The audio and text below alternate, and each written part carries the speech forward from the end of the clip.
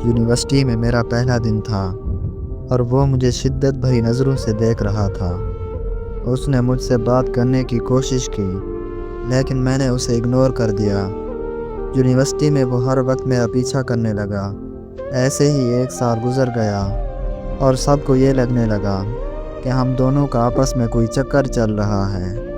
میں لوگوں کی طرح طرح کی باتوں سے بہت تنگ آ چکی تھی، اسی لیے میں نے ایک دن اس کے سب کے سامنے بہت زیادہ انسلٹ کر دی۔ اس دن کے بعد اس نے کبھی دوبارہ میرا پیچھا نہیں کیا، بلکہ جب وہ مجھے دیکھتا تھا تو وہ اپنی نظریں نیچے کر لیتا تھا۔ پھر مجھے اپنی غلطیوں کا احساس ہونے لگا کہ مجھے اس کی انسلٹ نہیں کرنی چاہیے تھی۔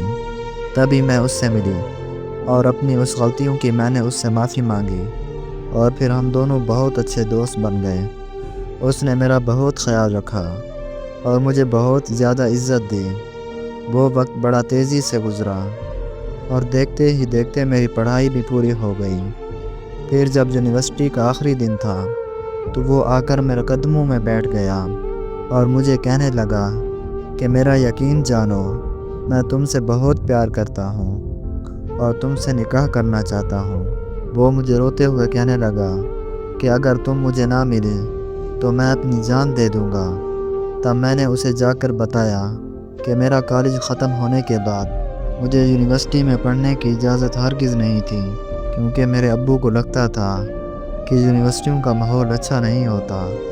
لیکن میں نے اپنے ابو سے وعدہ کیا کہ میں آپ سے وعدہ کرتی ہوں کہ میں کبھی آپ کو شرمندہ نہیں کروں گی۔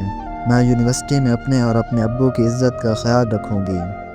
پھر یونیورسٹی میں آنے سے پہلے میرے ابو نے میری منگنی میرے کزن کے ساتھ کر دی۔ اب جیسے کہ تمہیں پتہ ہے کہ یونیورسٹی ختم ہو گئی ہے تو اگلے ہی ہفتے میری شادی ہے۔ یہ بات سن کر وہ مسکرانے لگا اور کہنے لگا کہ چلو کوئی بات نہیں۔ پھر وہ وہاں سے چلا گیا اور وہ ہماری آخری ملاقات تھی۔ میں اپنے یونیورسٹی سے لے کر اپنے گھر آنے تک روتی رہی، کیونکہ میں بھی اس سے بے پناہ محبت کرتی تھی، لیکن مجھ میں ہمت نہیں تھی کہ میں اس سے اپنی محبت کا اظہار کر سکوں۔ اور پھر میری شادی والے دن مجھے خبر ملی کہ اس لڑکے نے اپنی جان دے دی ہے۔ اس کی موت کی خبر سن کر بھی میں پتھر دل لڑکی خاموش رہی اور شادی ہونے کے بعد میں اپنے سسرال آ گئی۔